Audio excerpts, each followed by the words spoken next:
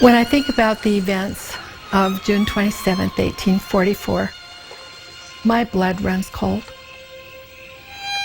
How do you deal with the widow of the prophet and their children? They would be like the children of Abraham. Joseph never had his children sealed to him. In the fourth and fifth generation, the prophet's descendants will begin to come into the church. And she said, "He is your great-great-grandfather, but don't you ever tell anybody." We are in an age where we have an abundance of access to resources that we've never had before. They truly might be blood descendants of the prophet through a plural wife. God will move in His own ways to bring all these puzzle pieces together.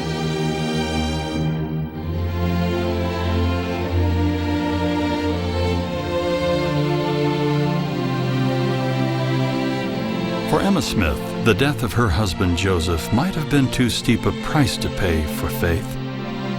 As Joseph rode off to Carthage, according to a pioneer journal, 3 different times he said, "Emma, can you train my sons to walk in their father's footsteps?"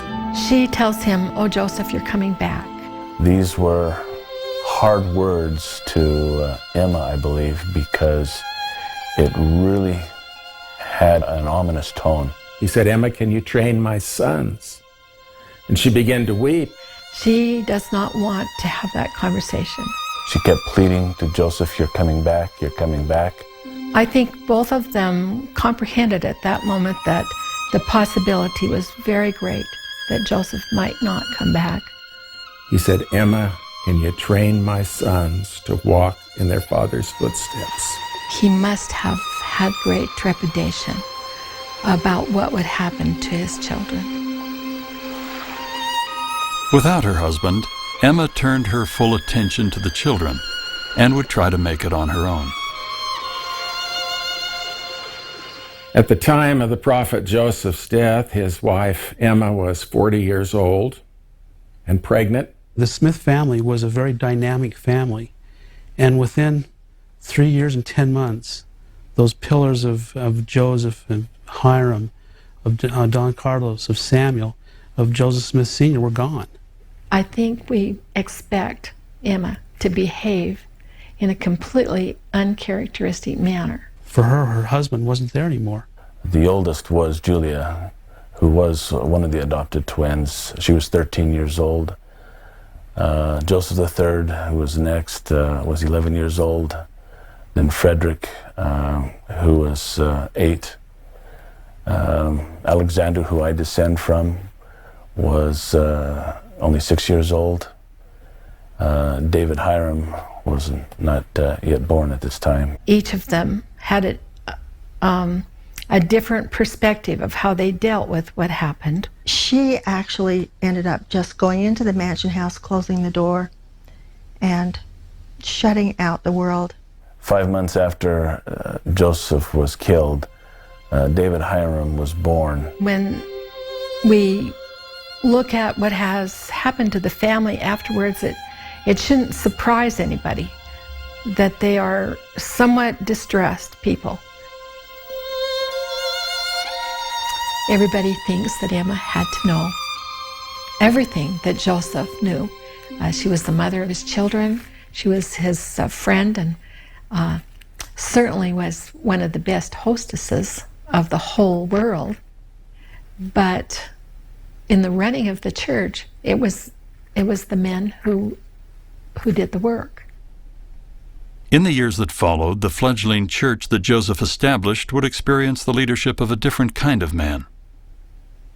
Brigham was in Boston. So when he heard, of course, he traveled back to Nauvoo as quickly as he could, but it was a long way. What do you do for the widow of the prophet?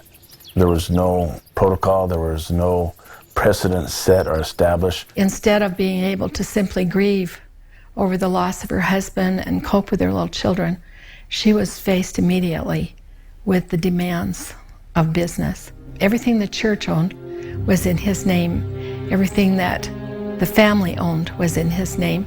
He had left no will.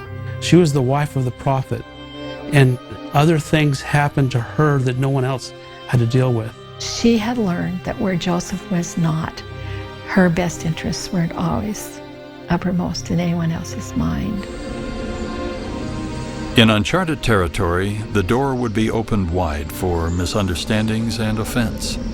People assumed certain things without knowing the facts. One of the things that we've worked on very hard in the past year, or actually almost 2 years, is to find any documentary evidence of Emma and Brigham having bickered or quarreled face to face. And we cannot find any. Emma Smith got on very well with all of the apostles. So there was no rift between Brigham and Emma until the death of the prophet. They misunderstood her anxiety as a demand to take charge of the church. He was human like all of the other prophets through all the ages have been. There's some criticism that he didn't pay enough attention to Emma in her plight. And I'm sure he wished that he had just grabbed a minute here or there, you know. Brigham Young was one person who, from the very first time he came to Joseph Smith, never betrayed her husband, and Emma recognized that. We have a tendency to impose our own viewpoint on the past and our frame of reference on the past. It's all a great tragedy. You almost could call it a comedy of errors, only it's not funny, because so many people with good intentions and well-meaning, righteous people were misunderstanding one another. Joseph and Brigham were, in a way, they were quite opposite to each other, and yet in another way they were very much alike, and that was that they were absolutely, totally dedicated to the service of the Lord. Despite what Emma and her children suffered, Brigham was forced to concentrate on practical matters of the church. Thousands of people were depending on him. Their lives even were depending on him. A million things had to be going on through his mind.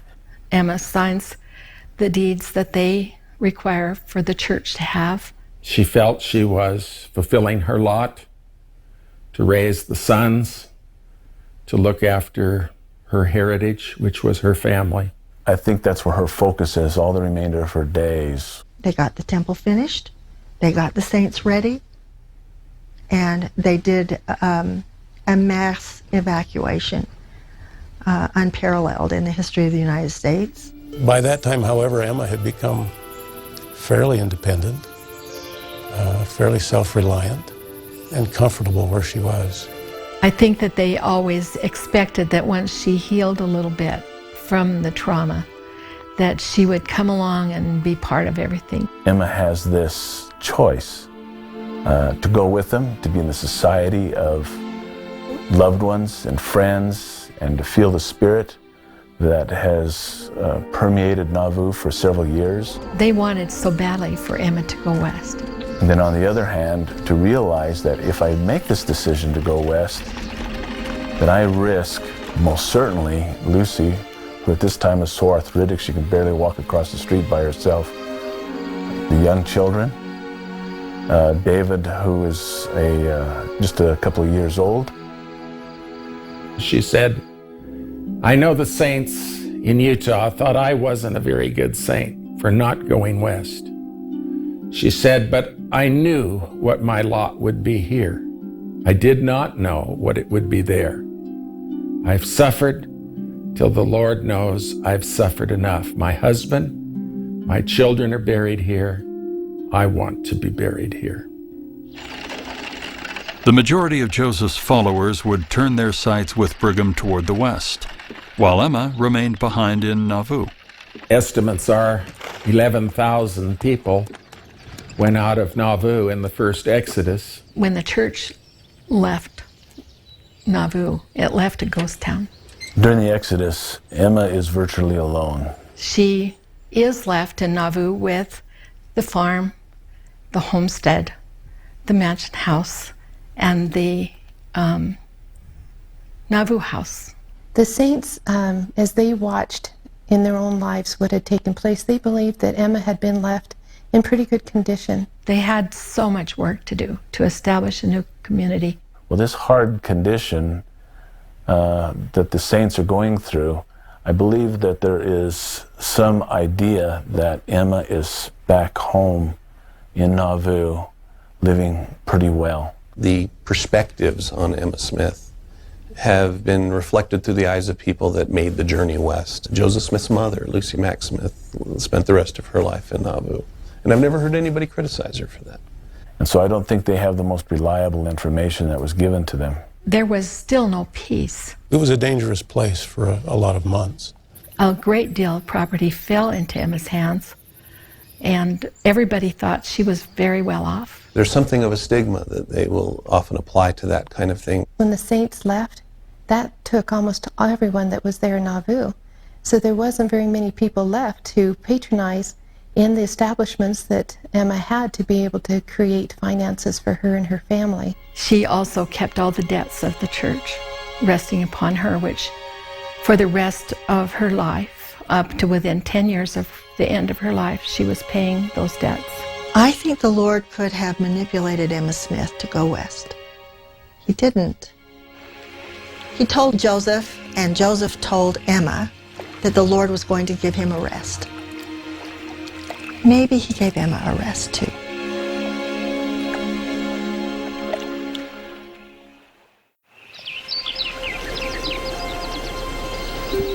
Sometimes the choices of people visit their family 3 and 4 generations down. The decision Emma made to remain behind ensured, I believe, the survivability of his family.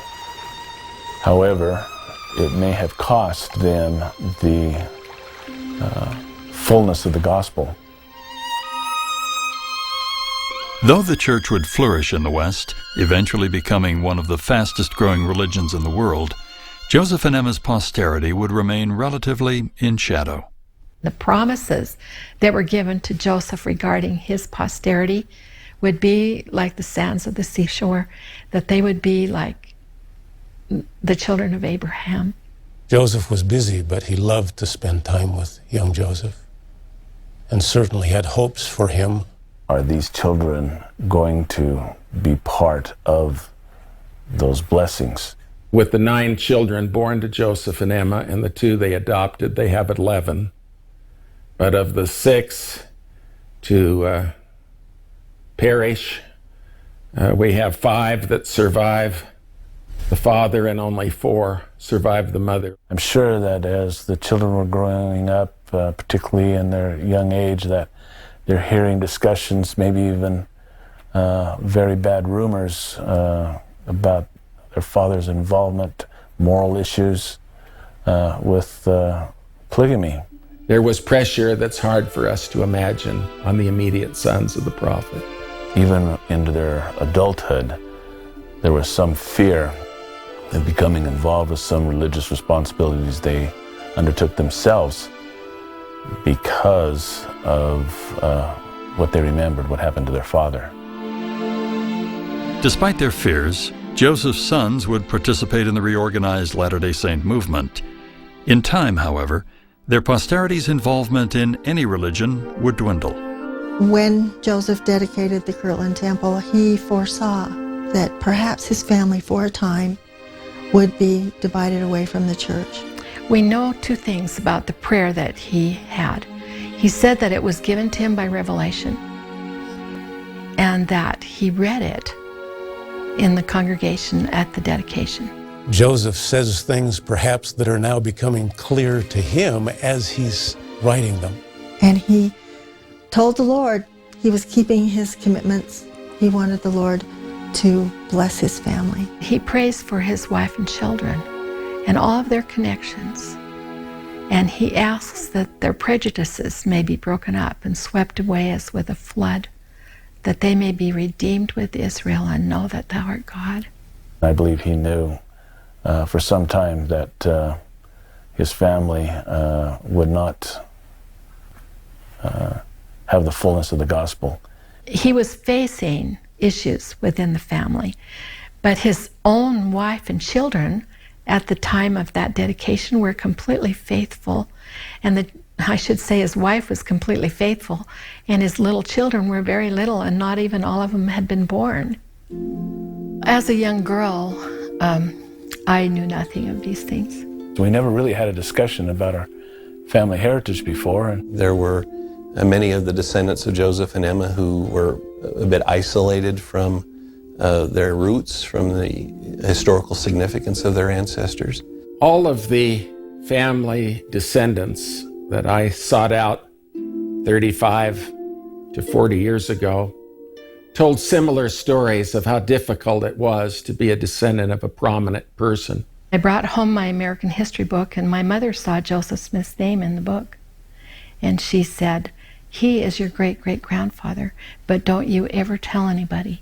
They believed their progenitor was a good man, but they had many unanswered questions themselves. And rather than ask and learn, most of them chose to just remain silent.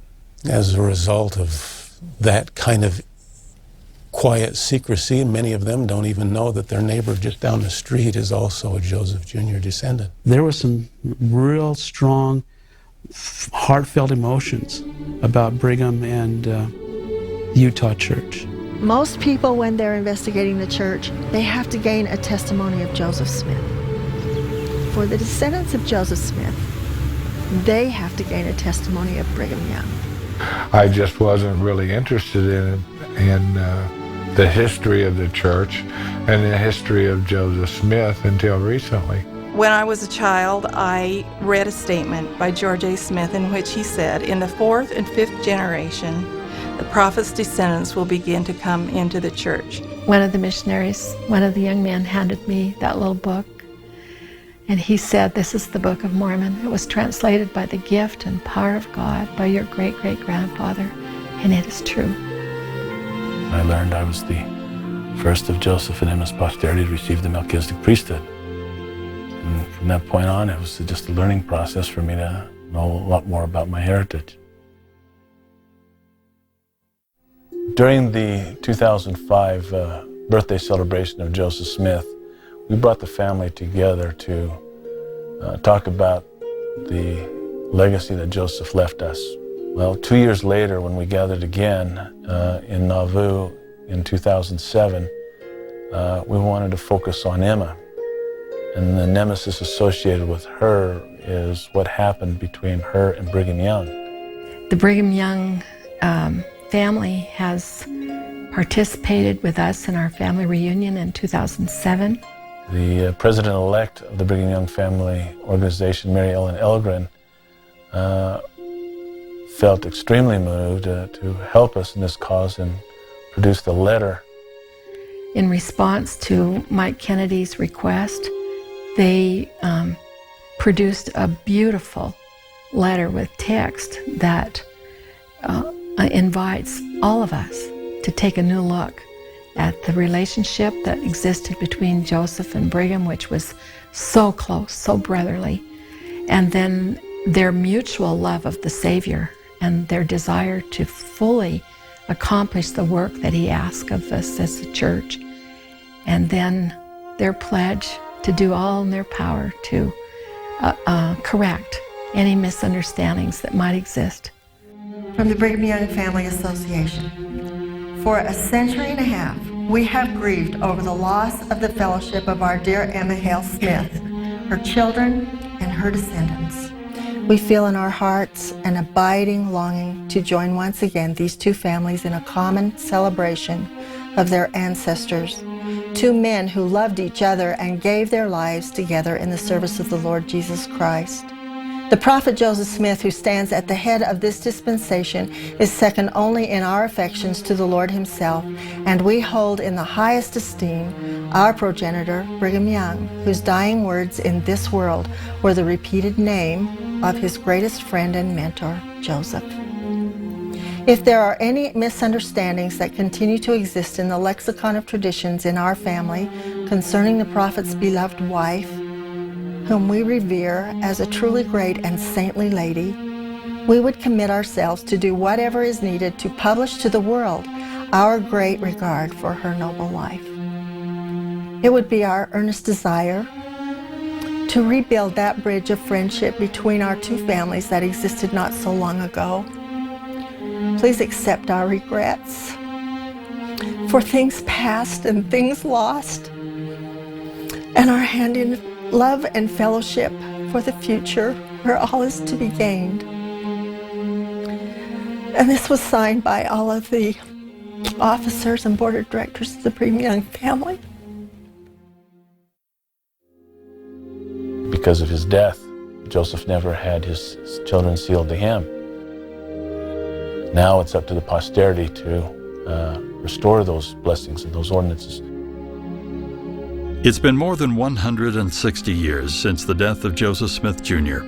Most of his posterity living today are third, fourth, and now fifth generation descendants.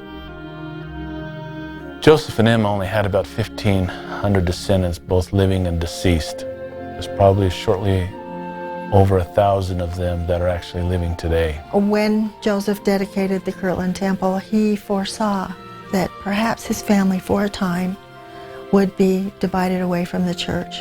As we read the prayer in the Kirtland, the dedicatory prayer, we begin to see prophetically things that today seem, oh, well, yes, prejudices certainly. And he told the Lord he was keeping his commitments. He wanted the Lord to bless his family, have mercy on his wife and his children, convert them, bring them back. When we see that they didn't come west, we look at that promise, and what it does is give us hope that his posterity will begin to come into the church and take that position, which is exactly what is happening now. It's an amazing thing that we're now seeing. Every time Gracia and I go to speak somewhere, and I talk about how many of Joseph's descendants have come to the church, she has to give me the elbow and say, it's this many more, it's this many more. There's been a lot of changes in the family that we feel the softening of the hearts have begun in the last several years. The first time we spoke together, it was 102. The next time it was up to 115. Then it went up to into the 120s, and now I think it's 129. It's a prophetic utterance in that dedicatory prayer of things that just today are starting to happen that some individuals have tried to bring about in the past. The Searching for the Family has been a lot of fun as we've gone to visit and we've called up people. We've had one, when we gathered the family in 2005, we had one call us up and say, I just received some of your mailings. Well, I'm not a Smith. And then I had to tell her, yes, you are a Smith. And I called up our cousin Gracia, and Gracia called up this girl's grandmother. And so the grandmother called up her granddaughter and said, yes, you are a Smith. So it has been a lot of fun to gather them together. For a long time, we had none of Joseph's descendants. Now we have 129. I believe that Joseph and Emma are deeply involved from beyond the veil in all the things that are unfolding in our lives today. We're now at a place where we can bring this to closure. We can bring these families back together. And that's what we're doing. And I'm so thrilled to be able to be part of that. It's a wonderful thing. I believe that they are involved and that they love us, that they love the people of this dispensation. People often wonder, because of plural marriage being such a prominent doctrine in the church, if there are other blood descendants of the prophet Joseph. There have been several who have felt, because of the traditions of their family, that they truly might be blood descendants of the prophet through a plural wife. If I have Joseph Smith's DNA inside of me, then each of my cousins will have the same DNA markers. And by comparing that to anybody else who claims that they are descendants of Joseph, then we would know. As far as I can tell, any single claim that we were able to test resulted negative. We know of none today. The history has tried to identify as many as 3 and hinted that there may be more, but the posterity of any of those today have been DNA tested, and they aren't related to Joseph. None of them resulted to be a child of Joseph Smith, a biological child. If we find DNA evidence that they are a literal descendant of Joseph, then they are a literal descendant of Joseph. They will become part of the family. Our goal is to gather these dear cousins and have them know us and for us to know them and to be able to get acquainted with each other. There are things within the family that the public is interested in. And there's also things that are in a broader public domain, historical understandings, for example, that the family has, in many respects, not been familiar with. The nature of the Historical Society is to become a public repository for information. In my family, I had records that were passed down from one generation to the next that I received. And other family members have had the same thing. It's clearly something that is built on the work that many other volunteers and people have been doing over many years. Here we are with this wonderful organization to pull together the knowledge. That we may have a greater understanding of the legacy of not only Joseph, but his wife Emma.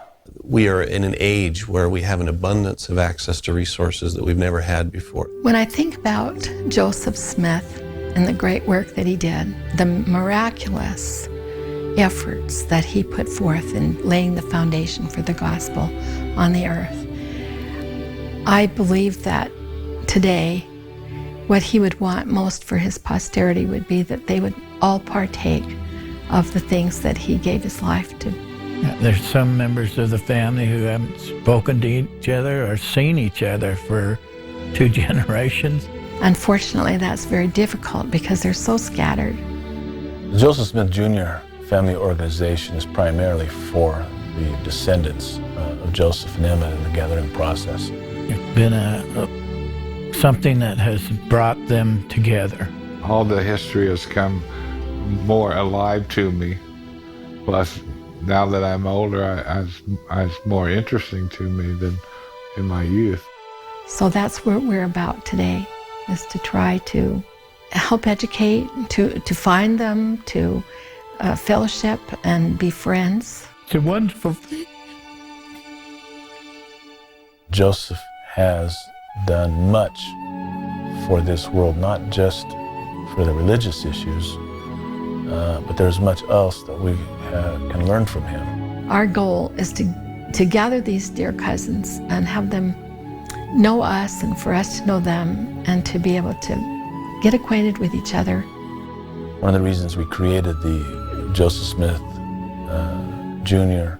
and Emma Hale Historical Society is for those who are not members of the family to participate and be involved with the information. Well, the Historical Society is not that old, and it's quite remarkable that it's been able to accomplish as much as it has in a very short period of time. I am so excited about the Historical Society. There are a lot of programs and initiatives that will be coming out over the next several years that will allow for a greater participation and a greater